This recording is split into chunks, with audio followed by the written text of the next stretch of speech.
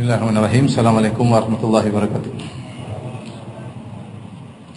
Alhamdulillahi ala ihsani wa syukru lahu ala taufiqihi wa amtinani. Asyhadu an la ilaha illallah wahdahu la syarika lahu ta'ziman li sya'ni wa asyhadu anna Muhammadan abduhu wa rasuluhu da'ila ridwani. Allahumma shalli alaihi wa ala alihi wa ashabihi wa ikhwani. Hadirin dan hadirat para jemaah Masjid As-Sunnah Bintaro yang dirahmati oleh Allah Subhanahu wa taala. Kita lanjutkan tentang penyelenggaraan jenazah. Kita masuk pada proses berikutnya, yaitu pengkafanan. Dan sudah kita sebutkan beberapa hukum terkait dengan pengkafanan. Berikutnya bahwasanya pengkafanan terbagi menjadi dua model. Ini sudah sering dalam mazhab Syafi'i, ya, seperti kita sebutkan pada pertemuan kemarin tentang mandi jenazah mayat dimandikan dengan dua model. Ada mandi yang minimal sah sebagaimana mandi junub, yang penting semuanya basah dengan diguyur air, dan ada mandi yang optimal sesuai sunnah yang diajarkan oleh Nabi SAW, yaitu dengan dimulai diwudukan, kemudian bagian kanan tubuh, kemudian bagian kiri tubuh. Demikian juga masalah takfin, pengkafanan. Model pertama adalah pengkafanan yang penting sah. Yang penting sah disebutkan oleh ulama Syafi'iyah, yaitu yang penting mayat ditutup dengan kain yang menutup auratnya. Itu sudah sah. Artinya seandainya ada kain, kemudian kain tersebut hanya menutupi dari bagian pusar sampai ke lutut, kemudian dikuburkan mayat tersebut, maka itu sudah sah. Tapi tentunya kita ingin menjalankan yang terbaik bagi mayat, ya. Tapi itu sudah sah karena hukum mayat hidup dan mati hukumnya apa? Hukumnya sama dari sisi kehormatannya. Sebagaimana ketika dia masih hidup, yang penting tertutup auratnya, demikian juga ketika dia sudah meninggal dunia. Jadi minimal tertutup antara pusar sampai ke lututnya. Tetapi adapun pengkafanan yang optimal, ya, maka para fuqaha menyebutkan, ya, perbedaan antara mengkafankan lelaki dengan mengkafankan wanita. Kalau lelaki dikafankan dengan 3 helai kain, ya. Kain yang pertama, ya, disebutkan di sini adalah satunya adalah untuk menutup sebagai sarungnya, yang menutup dari pusar sampai ke lututnya. Kemudian yang 2 sisanya adalah untuk menutup seluruh tubuhnya. Ya. Dan tidak ada dalil yang tegas harus begini, enggak ada. Yang penting tubuh sang mayat semuanya tertutup dengan kain. Rasulullah SAW dikafankan dengan 3 helai kain. Ya. Lebih daripada itu juga boleh jika memang diperlukan. Tetapi kalau mengikut sunnah sebagaimana Nabi dikafankan, maka Nabi dikafankan 3 kain, ya. Menurut ulama Syafi'iyah, yang pertama adalah untuk memastikan tertutup auratnya dari pusar sampai izarun yushaddu bihil wasat, ya, yaitu seperti sarung dari pusar sampai ke lutut. Sisanya yang 2 untuk menutupi mayat secara keseluruhan. Ada yang mengatakan 3-3-nya langsung dengan kain 3-3. Tapi ini semua ijtihadiyah, ya, ijtihadiyah. Intinya kalau mayat diletakkan, ini misalnya mayat, kita taruh 2 kain atau 3 kain, ya. Sebagian mengatakan 3 kain sekaligus, ya. Jadi 3 kain, ada yang tadi 2 kain, satunya izar, 2-nya untuk menutup. Jadi ketika mayat dihadirkan di atas kain dalam kondisi tertutup apa? Auratnya.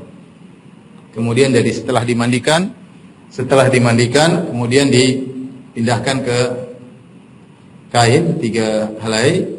Kemudian, tapi sebelumnya saya lupa, sebelum ditutup, maka jangan lupa dibawakan semacam kapas atau katun yang diberi minyak wangi untuk menutup bagian lubang duburnya, ya, supaya jangan sampai keluar yang tidak diinginkan, ya. Tentu waktu proses mandi sudah diurut-urutnya supaya keluar. Namun ini untuk menjaga-jaga, maka diberikan semacam kapas atau apa untuk ditutupkan di bawah di bagian duburnya, tapi jangan dimasukkan dalam duburnya. Cuma yang penting menempel pada duburnya. Menurut mazhab Syafi'iyah setelah dimasukkan di bagian duburnya, kemudian pantatnya itu diikat ya supaya dia bisa belahan pantatnya bisa agak tertutup. Maksudkan agar tidak ada yang keluar lagi, jadi tertahan. Kemudian juga diberikan kapas atau karton yang dikasih minyak diletakkan di hidungnya, ya. Kemudian di mulutnya, agar hewan tidak masuk ke lubang-lubangnya, ya. Agar hewan tidak masuk ke lubang-lubangnya. Setelah itu disunahkan untuk memberikan minyak wangi sebagaimana disampaikan oleh sahabat Ibnu Mas'ud radhiyallahu taala anhu, ya, yaitu mawadhi'us sujud atau masajidahu.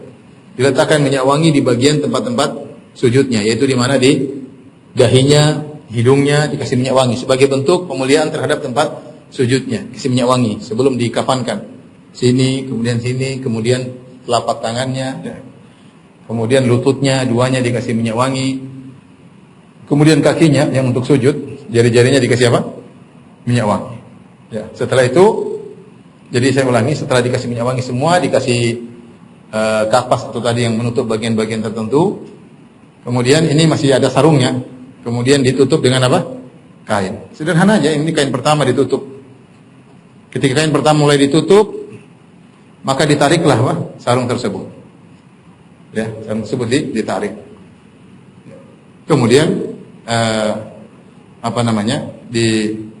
ditutup, kemudian yang kedua, kemudian yang ketiga, ya. Ini sudah 4 ya, kebanyakan. Yang keempat ya. Setelah itu tinggal diikat. Sederhana. Kaki dilipat ke sini atau ke belakang, kepala juga kalau kelebihan dilipat kemudian diikat. Ada yang 5 ikatan, 3 ikatan, intinya ini sekedar agar tidak terlepas. Ingat, ini semua tidak ada dalil khususnya. Ini hanya sekedar kemudahan untuk mengkafankan mayat. Kita menghargai mayat sebagaimana dia hidup kita hargai, demikian juga ketika sudah meninggal kita hargai, ya. Jadi sederhana. Sudah kita katakan tadi minimal, yang penting auratnya tertutup. Maksud saya tidak perlu ragu-ragu. Kalau memang harus nunggu orang untuk, kita lebih utama kita berkhidmat kepada orang tua. Kita misalnya kita berkhidmat kepada keluarga kita, enggak usah kita sendiri yang melakukannya. Kalau memang dimudahkannya. Mandi sudah kita jelaskan, kain kafan juga demikian, ya. Tetapi perlu diingat ketika mayat mau dikafankan 3 lapis kain misalnya, jangan lupa ditaburi minyak wangi, ya. Kafur kayak ditaburi. Ada yang menaburkan misalnya kafur barus, ya.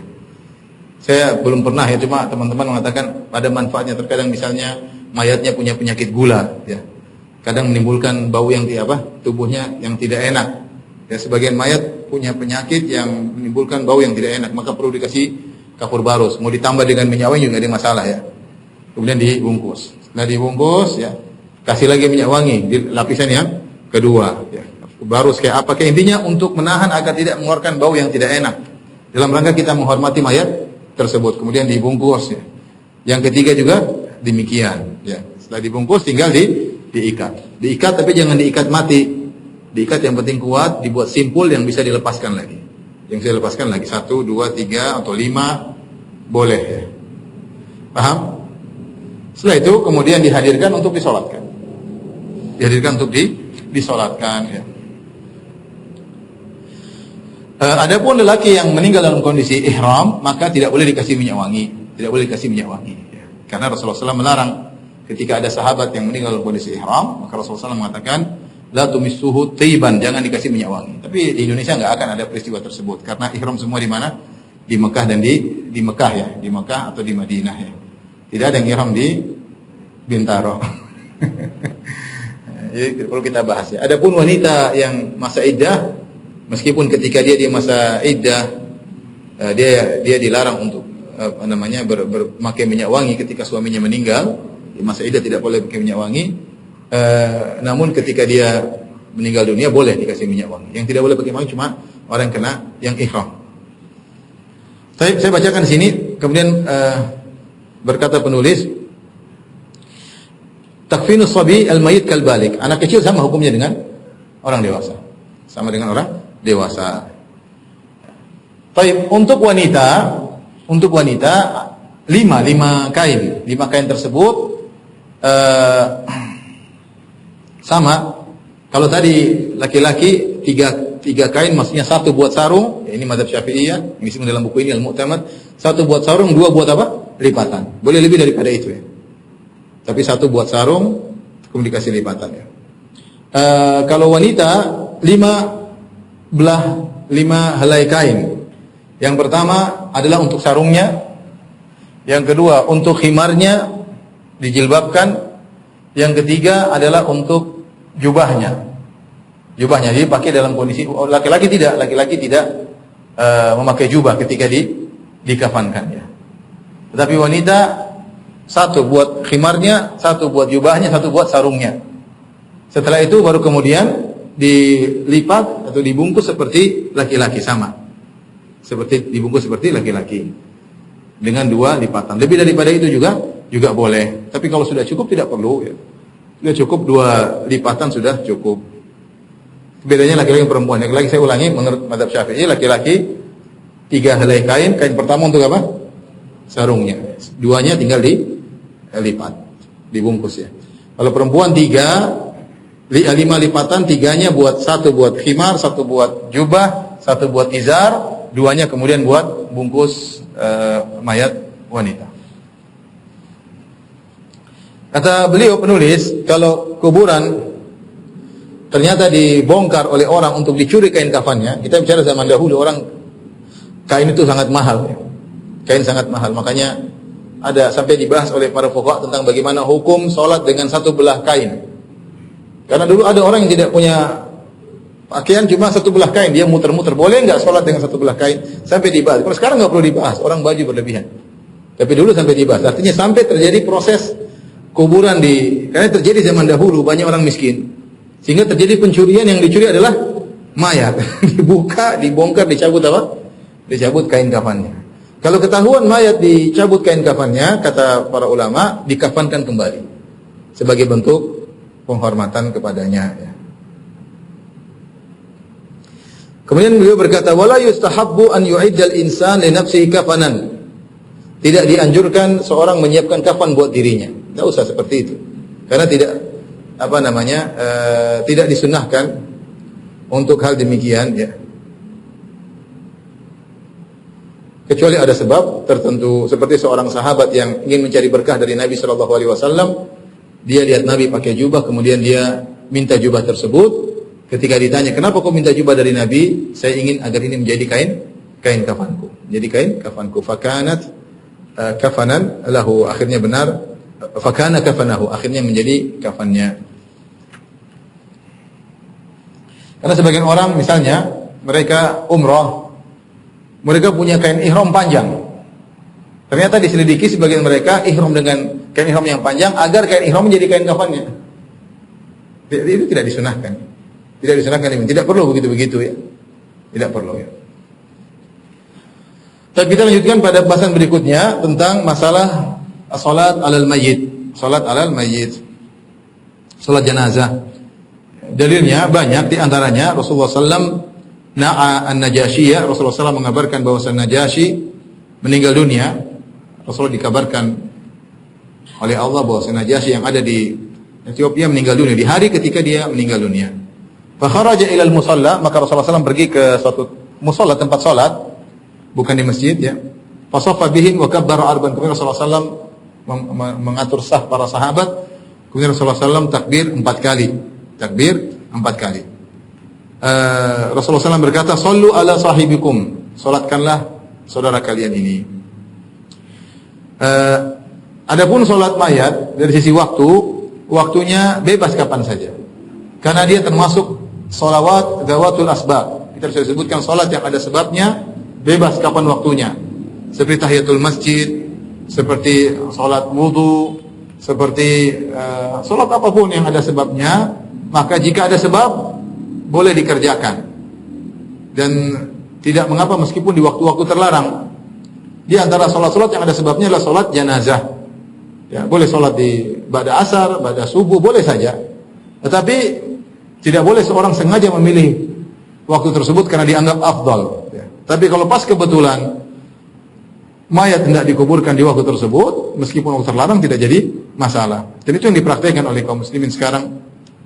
Demikian juga misalnya di Masjid Nabawi, Masjid Haram, setiap 5 waktu ada sholat jenazah. Ba'da asar ada, ba'da subuh ada, ya.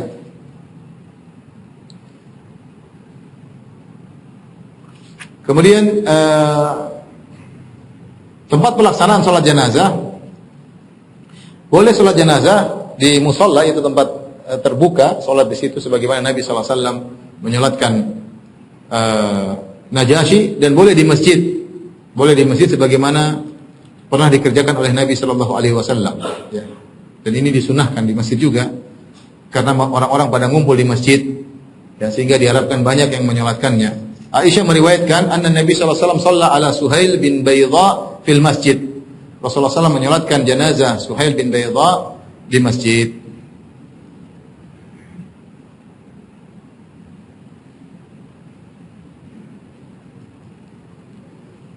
Adapun syarat salat jenazah ya sama seperti syarat salat-salat yang lainnya, yaitu seorang harus bersuci, harus berwudu, ya. Kemudian boleh sholat berjamaah, boleh juga sholat sendiri-sendiri, sebagaimana Nabi SAW ya ketika meninggal dunia, shalla alaihin nas faujan, maka orang berkelompok datang sholatkan, orang berkelompok menyolatkan Nabi SAW, karena posisi Nabi di rumah Aisyah radhiyallahu taala anha. Ya. Yang paling bagus kalau satu orang sholat sudah sah ya. Yang paling bagus adalah jamaahnya banyak, semakin banyak semakin baik.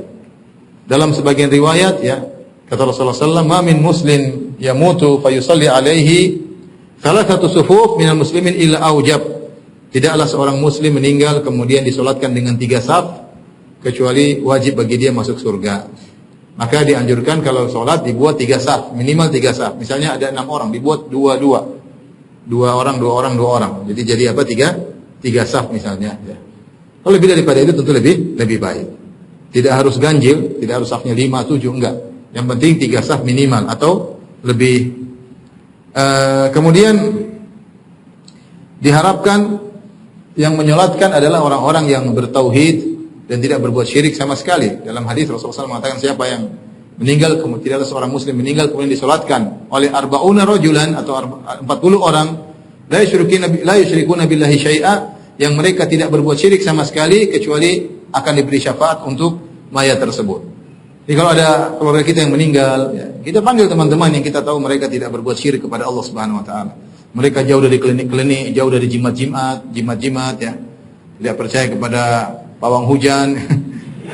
Yang jauh daripada syirik-syirik panggil ya untuk menyolatkan. Kalau ada 40 orang yang ahli tauhid memberi syafaat, maka akan diberi syafaat oleh Allah Subhanahu wa taala. Apalagi lebih daripada itu, dalam riwayat yang lain, dalam Sahih Muslim, hadis yang lain, ma min muslimin yusalli alaihi ummatun minal muslimin yablughuna mi'atan kulluhum yashfa'u fihi illa syuffi'u fihi. Tidaklah seorang muslim meninggal kemudian disolatkan oleh sejumlah kaum muslimin yang jumlahnya sampai 100. Ya, semuanya memberi syafaat kecuali mereka akan diterima syafaatnya. Artinya semuanya mendoakan kecuali doa mereka akan diterima. Maka dari situ disunahkan, menurut mazhab Syafi'iyah disunahkan untuk sholat di masjid karena diharapkan banyak jamaah. Ya. Apalagi masjid ramai sampai 1.000 orang, 2.000 orang ya. Maka diharapkan doa mereka diterima, apalagi di antara mereka ada 40 orang yang ahli tauhid ya. Maka insyaallah dapat syafaat dari Allah Subhanahu wa taala. Kemudian sunnahnya untuk jenazah lelaki, maka imam berdirinya di bagian kepala mayat tersebut. Jadi ini misalnya mayat, imamnya di kepala. Kalau jenazahnya apa? Laki-laki. Kalau jenazahnya perempuan, maka di pinggangnya, yaitu di bagian di bagian bokongnya, pantatnya kalau bahasa kita di situ. Ya. Jadi bagian tengahnya agar lebih tertutup sang wanita tersebut. Kalau laki-laki ini sunnah, tidak wajib. Artinya yang penting mayat di depan sah. Tetapi kalau bicara sunnahnya, laki-laki, kalau mayatnya laki-laki, imamnya di bagian berdiri di bagian kepalanya. Kalau perempuan di bagian pinggulnya. Di bagian apa? Pinggulnya. Berdasarkan hadis dari Anas radhiyallahu taala anhu, shalla ala rajulin, beliau salat menyolatkan mayat lelaki, faqama inda ra'sihi, maka beliau pun berdiri di bagian kepala sang mayat. Wa alam ra'atin faqama inda ajizatiha, maka ketika beliau menyolatkan mayat wanita, beliau berdiri di bagian pinggul sang wanita. Pinggul sang wanita. Faqala lahu al-Ala ibnu Ziyad, hakadha kanat salatu Rasulillah sallallahu alaihi wasallam ala al-mar'a inda ajizatiha? Apakah begini cara Nabi sallallahu alaihi wasallam salat ketika jenazah wanita, yaitu seorang imam berdiri di bagian pinggulnya, wa ala rajuli inda ra'si, dan laki di bagian kepalanya? Maka Anas bin Malik berkata, "Na'am." Begitulah cara Nabi sallallahu alaihi wasallam salat jenazah. Dan disyaratkan jenazah di depan, tidak boleh di belakang. Banyak ulama mengatakan, di antara ulama Syafi'iyah, barang siapa yang salat kemudian mayatnya di belakang tidak sah. Harus mayatnya di depan. Rukun salat. Jadi kalau syarat, intinya tadi sudah kita bicara syarat salat jenazah, bersuci, dan yang posisi imam dan yang lainnya. Rukun salat di antaranya pertama adalah niat, ya. Dan biasa mazhab Syafi'i mengatakan bahwasanya niat harus disertai dengan awal rukun ibadah. Harus disertakan mengiringi awal rukun ibadah. Kalau ibadah tersebut adalah salat, maka seorang harus pasang niat ketika dia takbiratul ihram. Karena rukun pertama dari salat adalah apa? Takbiratul ihram. Salat dibuka dengan apa? Takbiratul ihram. Maka niat itu harus hadir ketika takbiratul ihram. Misalnya kita ingin salat zuhur, maka kita bilang ketika kita mengucapkan Allahu Akbar,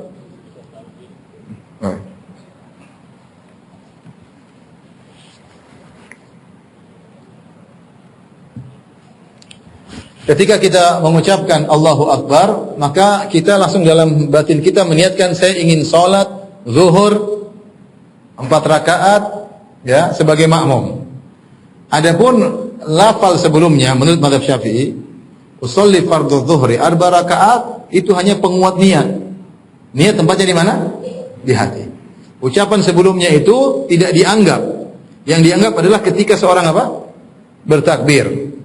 Yang dianggap adalah ketika seorang bertakbir. Adapun melafalkan niat adalah untuk mengkokohkan isi hati kita bahwasanya kita ingin salat zuhur 4 rakaat. Tapi niat tersebut disyaratkan harus hadir ketika awal rukun dari ibadah tersebut. Jadi Allahu Akbar sambil kita meniatkan salat zuhur 4 rakaat. Ya. Kecuali puasa, kata mereka kalau puasa tidak, karena dalil datang menunjukkan harus niat sebelum puasa. Ya, harus niat sebelum puasa, karena puasa dimulai dari adzan subuh, sementara Rasulullah mewajibkan harus berniat sebelum adzan subuh. Demikian juga, ya, dalam niat salat jenazah. Saya bacakan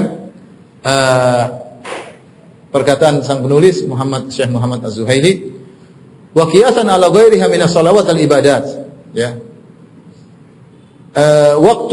Waktu niat wa waktuha bi an taqtarina bi takbiratul ihram. Waktu niat tersebut yaitu dibarengi dengan takbiratul ihram. Fa yanwi fi qalbihi ma at-takbir ada as-salat ala hadzal mayyit. Maka ketika dia bertakbir, dia niatkan untuk salat mayat terhadap mayat ini. Namun saya katakan ini memang agak sulit diterapkan, ya. Karena ketika kita takbir, konsentrasi kita kepada kalimat Allahu Akbar.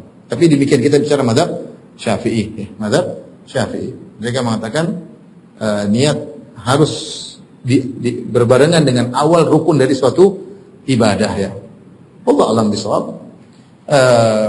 Demikianlah mazhab Syafi'i. Sehingga sebagian mereka terkadang sulit menerapkan ini. Sehingga kadang diulang karena takbirnya tidak pas dengan apa? Niat. Sehingga diulang-ulang. Tapi begitulah kita, yang penting kita ngerti mazhab Syafi'i. Baik. Kemudian rukun berikutnya adalah berdiri, ya. Rukun kedua adalah berdiri jika mampu. Kalau tidak mampu, lain cerita, ya. Sebagaimana salat yang lain, salat fardu harus berdiri rukunnya. Kemudian 4 takbir. 4 takbir, tidak boleh kurang dari 4. Ini rukun yang ketiga, harus 4 takbir. Takbir pertama takbiratul ihram. Jadi ini tadi Rasulullah SAW salat jenazah terhadap Najasyi, wa kabbara arba'an, dan Rasulullah SAW kemudian bertakbir 4 kali.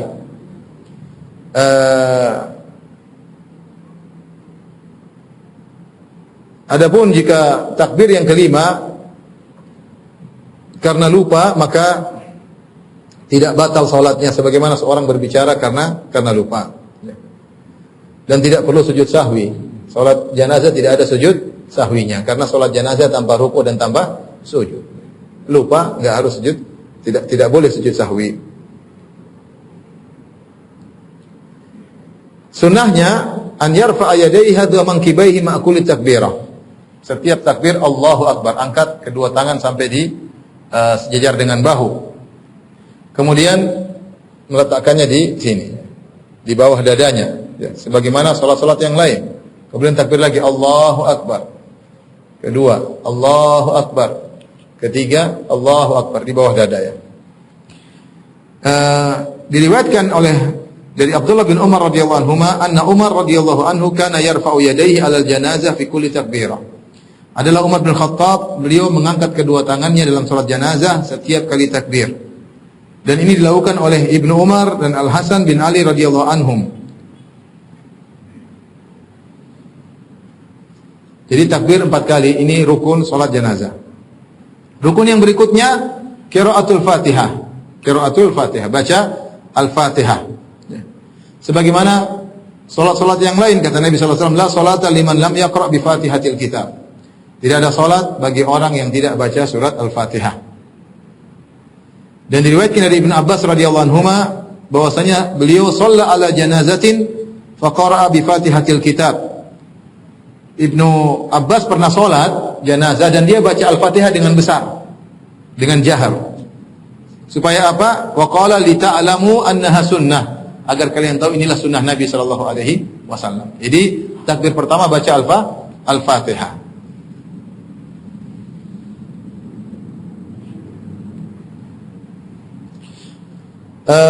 Dan tidak disunnahkan untuk baca surat setelah Al-Fatihah, karena tujuan salat jenazah adalah mendoakan sang mayat, ya. Jadi tidak perlu baca surat panjang-panjang, Al-Fatihah, kemudian takbir yang berikutnya. Dan disunahkan baca surat Al-Fatihah dengan sir. Ibnu Abbas tadi baca dengan jahar untuk mengajarkan. Tetapi sunnahnya seorang baca Al-Fatihah dengan sir meskipun dikerjakan salat jenazah di malam hari. Diriwayatkan dari Abu Umamah Sahal bin Hunayf, beliau berkata radhiyallahu anhu, minas sunnah fi salatil janazah an yukabbira thumma yaqra bi ummil Qur'an mukhafatah. Sunnahnya seorang ketika salat janazah bertakbir kemudian baca Al-Fatihah dengan sir. Thumma yusalli 'alan nabi, kemudian bersalat kepada Nabi sallallahu alaihi wasallam. Thumma yakhlusu du'a lil mayyit wa yusallim, kemudian berdoa, kemudian mengucapkan salam. Ya, hadis ini diriwayatkan oleh Nasa'i dengan sanad yang sahih. Berikutnya, jadi takbiratul ihram, kemudian Al-Fatihah. Kemudian rukun berikutnya salawat kepada Rasulullah sallallahu alaihi wasallam. Pada takbir yang berapa? Yang kedua. Ya. Kalau salat jenazah tanpa salawat, maka salatnya tidak sah. Berdasarkan hadis Umamah yang tadi kita, Abu Umamah yang kita sebutkan tadi. Syaratnya salawat kepada Nabi sallallahu alaihi wasallam diucapkan setelah takbir yang kedua. Minimal mengucapkan Allahumma shalli ala Muhammad. Minimal. Jadi Allahu Akbar, terutama kalau seorang masbuk nih. Baca salawatnya segera. Takbir pertama Al-Fatihah, takbir kedua Allahumma shalli ala Muhammad, takbir ketiga kalau dia terlambat, ya, dia cepat agar segera sebelum jenazahnya diangkat. Kalau dia masbuk, minimal membaca Allahumma shalli ala Muhammad, itu sudah sah. Yang optimal adalah dengan membaca salawat Ibrahimiyah. Allahumma shalli ala Muhammad wa ala ali Muhammad kama shallaita ala Ibrahim wa ala ali Ibrahim innaka Hamidum Majid wa barik ala Muhammad wa ala ali Muhammad kama barakta ala Ibrahim wa ala ali Ibrahim innaka Hamidum Majid. Seperti perkataan penulis, wal afdal ikmal salat Ibrahimiyah allati yaqra'uha al-musalli fi tasyahhud fi salawat. Yang terbaik adalah menyempurnakan salawat Ibrahimiyah. Kemudian rukun berikutnya berdoa untuk mayat. Berdoa untuk mayat. Karena doa adalah tujuan utama kita sholat jenazah. Semuanya, Al-Fatihah, sholawat kepada Nabi itu muqaddimah. Sebagaimana kita disunahkan kalau berdoa, kita memuji Allah. Kita bersalat kepada Nabi, kemudian kita minta kepada Allah Subhanahu wa Ta'ala. Maka demikian juga dalam sholat jenazah, kita baca Al-Fatihah dan isinya pujian kepada Allah Subhanahu wa Ta'ala. Takbir yang kedua kita bersalat kepada Nabi sallallahu alaihi wasallam, takbir ketiga kita berdoa. Dan ini tujuan utama salat jenazah. Wa ma qablahu muqaddimah lahu, sebelumnya hanya muqaddimah kata sang penulis. Sebagaimana Abu Hurairah meriwayatkan anna Rasulullah sallallahu alaihi wasallam qala Rasulullah sallallahu bersabda, "Idza shallaitum 'alal mayyit fa akhlisu lahu du'a." Kalau kalian salat jenazah maka ikhlaskan doa. Ikhlaskan doa. Minimal seorang ketika menyolatkan jenazah dia berdoa, Allah maghfir lahu warhamhu. Sudah cukup.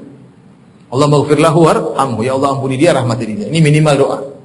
Artinya doa asalnya bebas. Kita mau doa apapun, apalagi pandai bahasa Arab, terserah. Tapi minimal kita mendoakan dengan mengucapkan Allah maghfir lahu warhamhu. Kalau itu perempuan, Allah maghfir laha warhamha. Kalau itu jamaah mayat, Allah maghfir lahum warhamhum. Ya, kalau itu dua orang, Allah maghfir lahuma warhamhuma, ya. Kalau bingung, Allah maghfir lahu warhamhu, cukup, ya. Karena sebenarnya mengatakan kalau kita mengatakan Allah maghfir lahu, hunya kembali kepada al-mayyit, dan al-mayyit ini ismul jins, mencakup jumlah 1, 2 atau jamak, enggak ada masalah. Seperti kita di Madinah, kadang kita lupa, tahu-tahu ada pengumuman, as-salatu 'alal amwat. Salatlah kepada mayat yang banyak. Kita lagi ngobrol, tadi salat kepada, saya juga lupa ya. Ya sudah, bilang aja Allah maghfir lahu warhamhu. Atau dengan Allah maghfir lahu warhamha dengan niat hanya kembali kepada jenazah. Karena jenazah lafalnya muannas. Boleh. Tapi kalau kita tahu jumlahnya kita lebih afdal. Seandainya lupa, kita boleh Allah maghfir lahu warhamhu atau Allah maghfir laha warhamha. Mayatnya laki atau perempuan enggak ada masalah. Kalau memang kita tidak tahu ya. Kalau kita tahu tentu kita harus meniatkan itu laki atau perempuan. Taib. Jadi yang paling minimal kita baca Allah maghfirlah warhamhu. Dan doa diucapkan setelah takbir yang ketiga. Setelah takbir yang ketiga. Adapun setelah takbir yang keempat maka ada khilaf di kalangan para ulama. Apakah doa atau tidak? Namun mazhab Syafi'i membolehkan doa setelah takbir yang keempat. Mazhab Syafi'i mengatakan disunahkan untuk berdoa di takbir yang keempat. Sebenarnya mengatakan tidak. Ini masalah khilafiyah. Setelah takbir ketiga doa, takbir keempat langsung salam. Takbir keempat langsung salam. Kenapa? Karena mereka mengatakan doa adalah rukun, kemudian memisahkan dengan salam adalah rukun, dipisah dengan takbir. Ya. Seperti kita misalnya Al-Fatihah kan rukun. Kita mau rukuk kita apa? Takbir dulu kan. Jadi takbir pemisah antara rukun sebelumnya dengan rukun sesudahnya. Nah, doa adalah rukun. Ini logika yang mengatakan bahwasanya tidak ada doa pada takbir yang keempat. Doa adalah rukun, ya enggak? Takbir pemisah. Rukun berikutnya apa? Salam. Jadi takbir adalah pemisah rukun sebelumnya, rukun sesudahnya. Pemisah antara doa dengan salam. Nah, kalau takbir keempat kita doa lagi, maka butuh pemisah lagi. Butuh takbir kelima untuk memisahkan antara doa dengan salam. Sehingga mereka berpendapat, sebagian ulama berpendapat bahwasanya setelah takbir ketiga doa, setelah takbir keempat tidak ada doa, langsung apa? Salam. Ini masalah khilafiyah, ini sekedar tidak ada nas dalam hal ini, sekedar istimbat para fuqaha berusaha mengambil hukum fikih. Adapun mazhab Syafi'i boleh. Dan kalau kita praktek di Madinah, terkadang imamnya setelah takbir keempat langsung salam, terkadang tidak langsung salam. Terkadang doa, terkadang tidak. Ya. Tapi intinya perkaranya ringin, masalah khilafiyah. Mazhab Syafi'i boleh setelah takbir keempat berdoa lagi. Ya.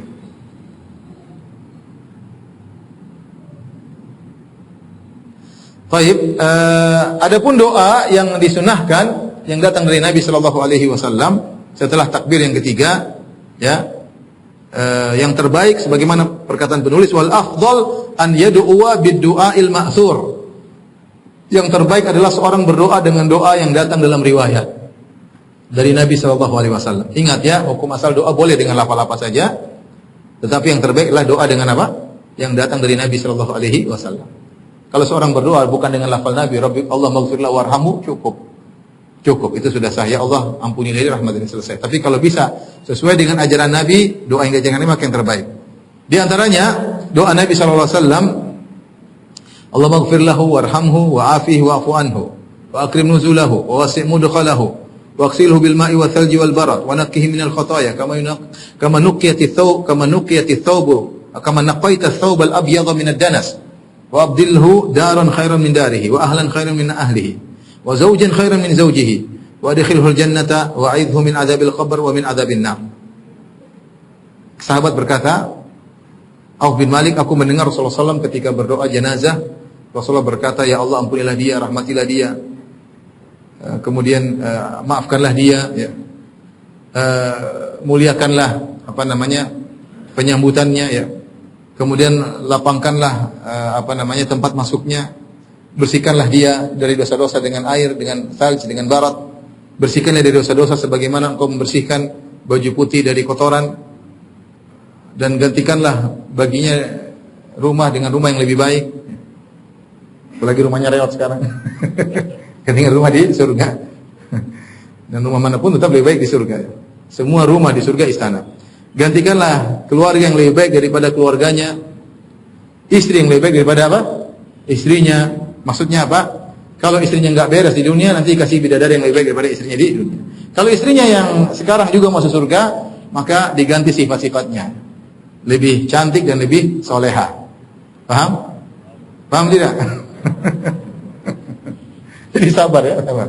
Wadkhilul jannatan, ya. Akan diganti yang lebih baik. Kalau ternyata sudah soleha, sudah cantik, akan diganti dengan lebih apa? Lebih cantik, lebih soleha. Dan masukkanlah ke dalam surga. Dan lindungi dia dari azab kubur dan dari azab neraka. Sampai sahabat yang meriwayatkan hadis ini berkata, hatta tamannaitu an akuna ana dzalikal mayit. Aku berharap aku yang jadi mayat tersebut. Karena Nabi doanya luar biasa. Seandainya saya yang mati yang didoakan oleh Nabi sallallahu alaihi wasallam. Dalam riwayat waqihi fitnatal qabr wa adzabil qabr. Lindungilah dari fitnah kubur dan dari azab kubur. Fitnah kubur maksudnya pertanyaan malaikat munkar dan nakir, adab kubur siksaan. Artinya dia bisa menjawab jawaban dengan baik. Demikian juga hadis Abu Hurairah tadi, Auf bin Malik, hadis Abu Hurairah yang lain, Rasulullah bersabda, Rasulullah berdoa, Allah maghfir li hayyina wa mayyitina wa syahidina wa ghaibina wa saghirina wa kabirina wa dzakrina wa unthana. Allahumma man ahyaytahu minna fa ahyil islam wa man amattahu minna fa tawaffahu 'alal iman. Ini juga doa. Ya Allah, ampunilah yang hidup di antara kami, yang sudah mati di antara kami, yang hadir ampunilah dia, yang tidak hadir ampunilah dia, yang kecil maupun yang besar ampunilah, laki-laki maupun perempuan. Ya Allah, siapa yang kau hidupkan di antara kami, biarkanlah dia hidup di atas Islam. Siapa yang kau wafatkan di antara kami, wafatkanlah dia di atas iman. Imam Syafi'i rahimahullahu taala mengumpulkan, dia bikin sendiri doa yang indah. Ya, artinya boleh kalau orang ingin doa dengan doa ini, karena saya katakan hukum asal doa kepada jenazah, doa pun boleh. Meskipun yang terbaik kata penulis tadi, yang terbaik adalah yang datang dari sunnah Nabi sallallahu alaihi wasallam. Imam Syafi'i mengumpulkan riwayat-riwayat tentang doa, mungkin dari sahabat atau dari mana ya, yang maknanya indah, doa-doa. Doanya begini, Allahumma hadza abduk wa ibnu abdik. Ya Allah, ini adalah hambamu dan putra dari hambamu. Kharaja min rauhid dunya, ya. Dia telah keluar dari lapangnya dunia. Wa mahbubihi wa ahbaihi fiha, dan dia telah meninggalkan apa yang dia cintai. Dan dia telah meninggalkan kekasih-kekasihnya, orang-orang yang dia cintai.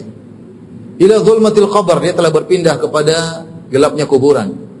Wa ma huwa laqih, dan apa yang akan dia temui di alam barzakh tersebut. Karena yashhadu an la ilaha illa anta, dia dulu waktu hidup bersaksi tidak ada yang berhak disembah kecuali engkau. Wa anna Muhammadan abduka wa rasuluh, dan bahwasanya Muhammadlah hambamu dan rasulmu. Wa anta alamu bihi minna, dan engkau lebih tahu tentangnya daripada kami. Allahumma nazala bika, ya Allah, dia datang menemuimu. Wa anta khairu manzulin bihi, dan engkau adalah yang terbaik untuk menyambut orang yang datang.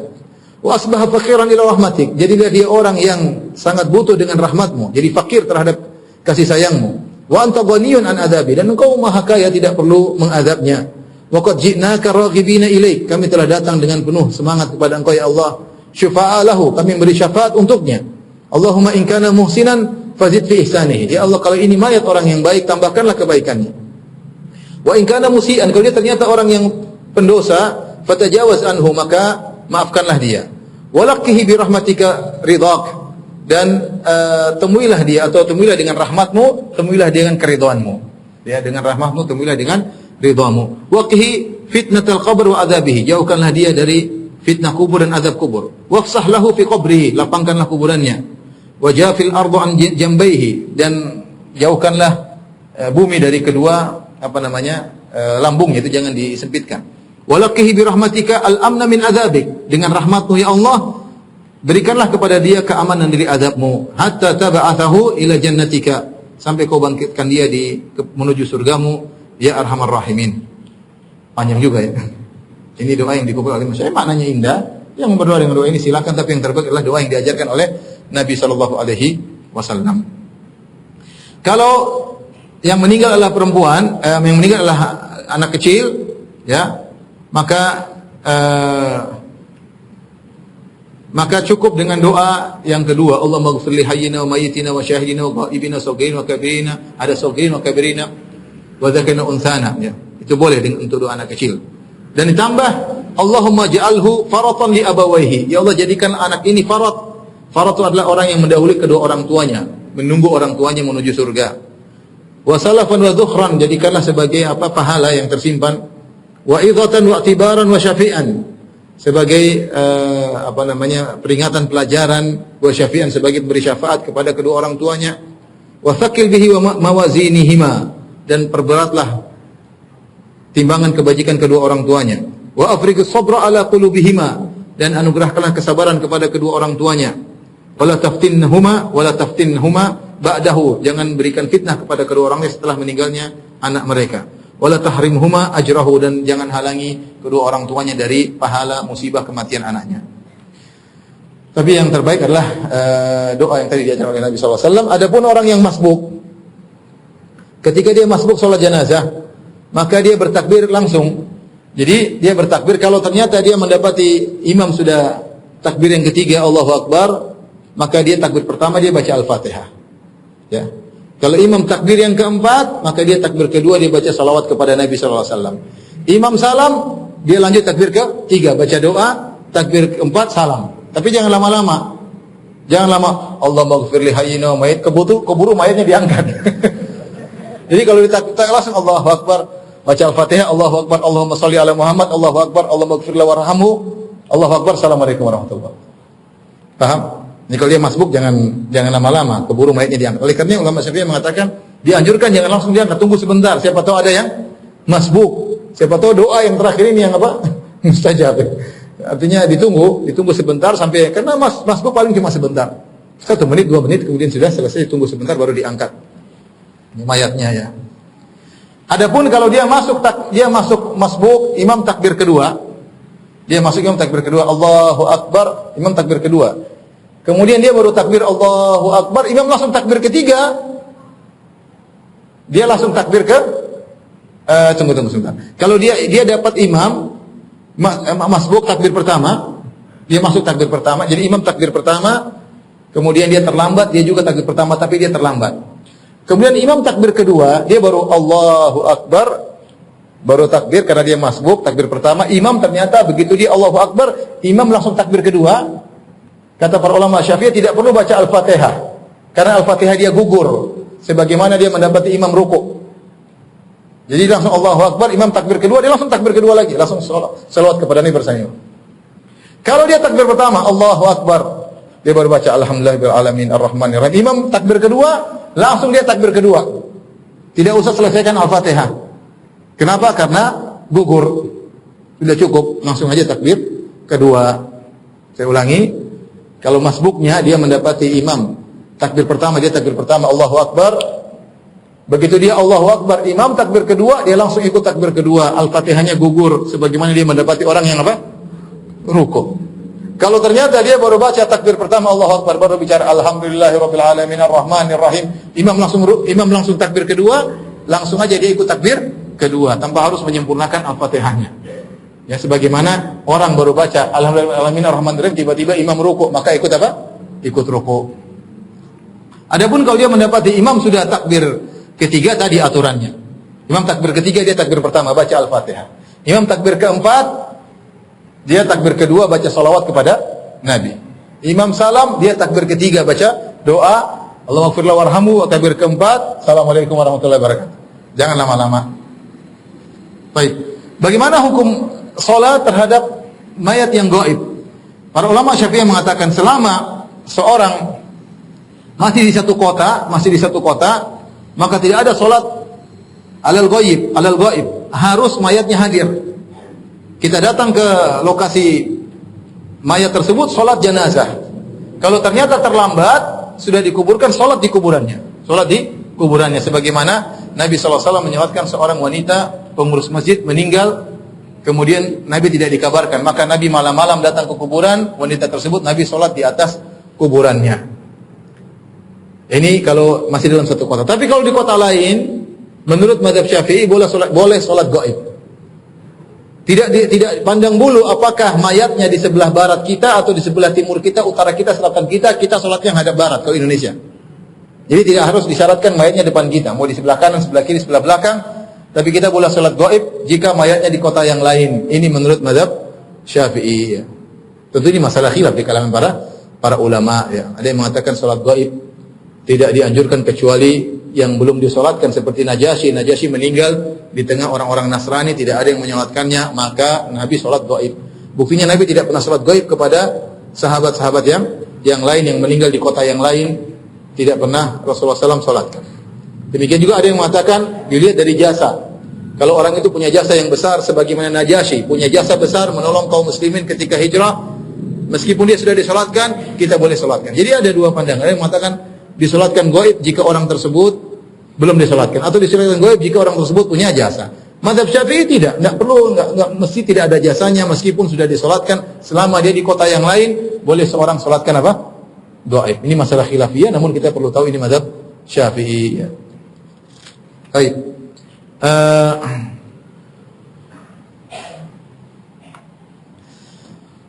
Baik, bolehkah kita, misalnya saya pergi ke kuburan Imam Syafi'i, kemudian saya salat gaib buat Imam Syafi'i, boleh tidak? Kenapa tidak boleh? Atau pergi ke kuburan Nabi SAW, salatkan gaib, atau salat di kuburan Nabi SAW. Bukan salat gaib, salat di kuburan Nabi SAW. Boleh atau tidak? Saya datang ke kuburan Nabi, saya salatkan, saya dulu enggak salatkan Nabi, saya salat jenazah buat Nabi. Atau saya pergi ke kuburan Pangeran Diponegoro, kemudian saya salat jenazah. Boleh atau tidak? Kenapa tidak boleh? Hah? Sudah terlalu lama. Iya, kata mazhab Syafi'i gitu, tidak boleh. Yang boleh adalah orang yang ketika orang itu meninggal dunia, memang dia bisa menyolatkan. Artinya di zaman orang tersebut. Di zaman orang tersebut. Ketika orang itu meninggal, dia sudah berumur 7 tahun, dia boleh. Meskipun dia solatkan 40 tahun kemudian. Kenapa ketika orang tersebut meninggal, dia berhak untuk apa? Ini pun masalah khilafiyah. Ini saya menyebutkan mazhab Syafi'i. Adapun antum pergi ke kuburan Nabi, antum solatkan? Enggak, karena ketika Nabi meninggal sallallahu alaihi wasallam, antum belum lahir. Antum tidak dianjurkan untuk menyolatkan Nabi ketika itu karena antum belum hadir. Paham? Jadi sekarang saudara-saudara kita yang kita tidak sempat solatkan karena corona meninggal di tempat, kita boleh datang solat sekarang. Kita boleh datang. Kita dulu tidak sempat menyolatkan mereka, kita datang solat. Tahu jenazahnya solat, Allahu Akbar. Boleh. Ya. Boleh. Menurut mazhab Syafi'i, ini pendapat yang kuat ya. Boleh. Terutama saudara-saudara kita yang meninggal dan kita belum sempat solatkan karena virus corona pada kejadian-kejadian yang lalu. Baik. Kalau mayat sudah disolatkan, kemudian jangan ditunda-tunda, segera dikuburkan. Segera dikuburkan. Ya. Apalagi kalau kita khawatir mayat mulai bisa berubah, terutama kalau dia punya penyakit. Ada sebagian penyakit yang buat mayat segera apa? Berubah. Mulai kita lihat tanda-tanda ada bau yang cepat ya. Enggak usah ditunda-tunda. Langsung kuburkan. Yang terlambat datang salat di kuburan. Paham? Waduh, kenapa salat di kuburan enggak ada masalah. Ini Rasulullah pernah lakukan, enggak ada masalah. Kamu masih bisa melakukan amal soleh karena kita menjaga kemaslahatan mayat. Kalau sampai kemudian ada bau yang tidak enak, tidak sedap, akan jadi pembicaraan, akan menjadi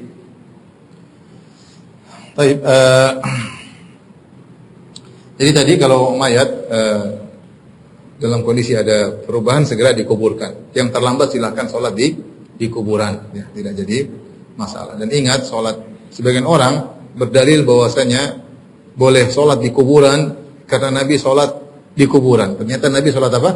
Jenazah. Dan sholat jenazah tidak ada rukuk, tidak ada apa? Sujud, ya. Dan Nabi mengatakan la tusallu ilal kubur, jangan sholat ke arah kuburan dan jangan sholat di kuburan, ya.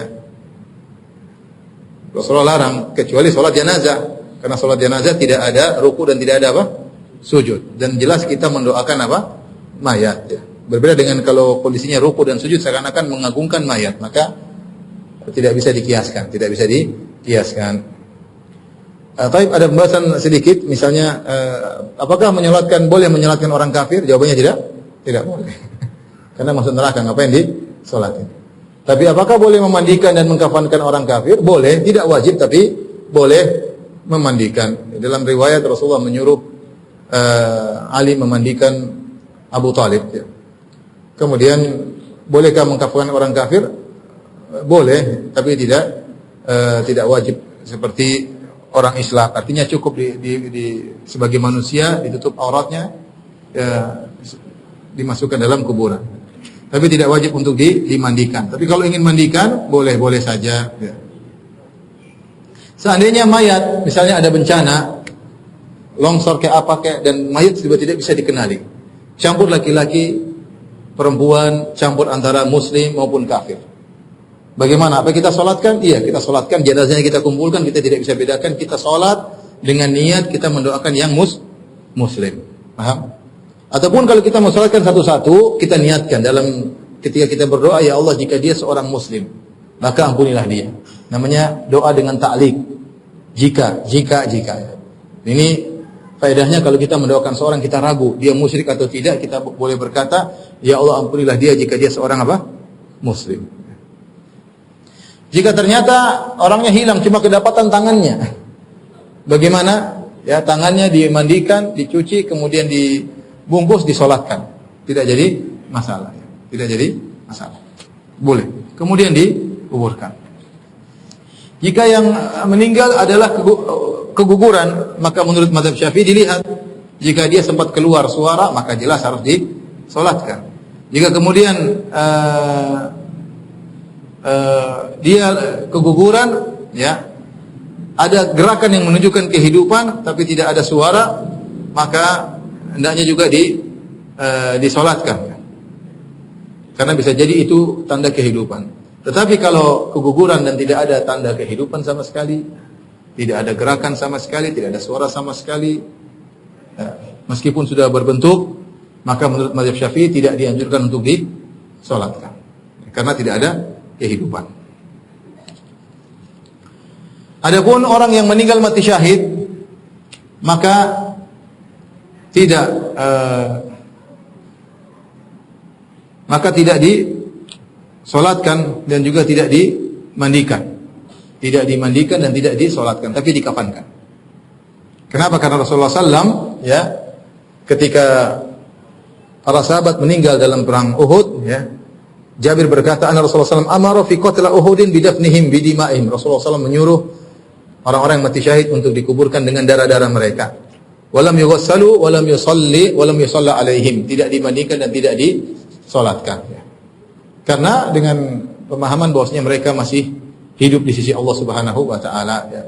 Makanya tidak dimandikan dan tidak perlu disolatkan, tapi dikafankan, dan dikafankan dengan baju mereka perang. Sebagai saksi ketika mereka hadir hari kiamat kelak dengan baju yang penuh darah, ya. Yang penting meninggal dalam medan pertempuran. Bukan orang yang dihukum mati syahid seperti orang tenggelam, itu tidak. Memang orang tenggelam hukumnya seperti orang mati syahid, tapi tidak sama prosesnya dengan orang yang mati dalam medan pertempuran. Karena orang yang dihukum mati syahid banyak. Al-Harik syahid, yang terbakar mati syahid. Yang tenggelam Al-Gharik mati syahid. Al-Batin yang meninggal karena perusakinya juga mati syahid. Sahibu Hadmin yang mati karena kena jatuhan runtuhan, maka juga mati syahid. Tapi mereka sama seperti kaum muslimin yang lain. Yang dimaksud tidak dimandikan dan tidak disolatkan adalah yang meninggal dalam medan pertempuran. Apakah dia meninggal karena dibunuh orang kafir? Ataukah ketika dia bertempur dia jatuh di lubang akhirnya mati? Yang penting di medan pertempuran. Ataukah dia lagi naik kuda jatuh diinjak oleh kudanya? Dia juga tetap sama hukumnya seperti mati syahid. Ataukah ketika dia berperang ternyata ada pengkhianat muslim lain yang ada dalam barisan kaum kafir kemudian membunuh dia, tetap dia dianggap mati syahid. Atau dia dibunuh karena salah. Orang muslim ingin nembak musuh, tahu-tahu nembak dia, tetap juga mati syahid. Atau dia memukulkan pedangnya ternyata kembali kepada dia, maka dia juga mati syahid. Pokoknya mati dalam medan pertempuran semuanya mati syahid dan tidak dibandingkan, tidak disolatkan. Tapi demikian saja, insyaallah kita lanjutkan pekan depan. Subhanakallah bihamdik asyhadu an la ilaha illa anta astaghfiruka wa atubu ilaik. Assalamualaikum warahmatullahi wabarakatuh.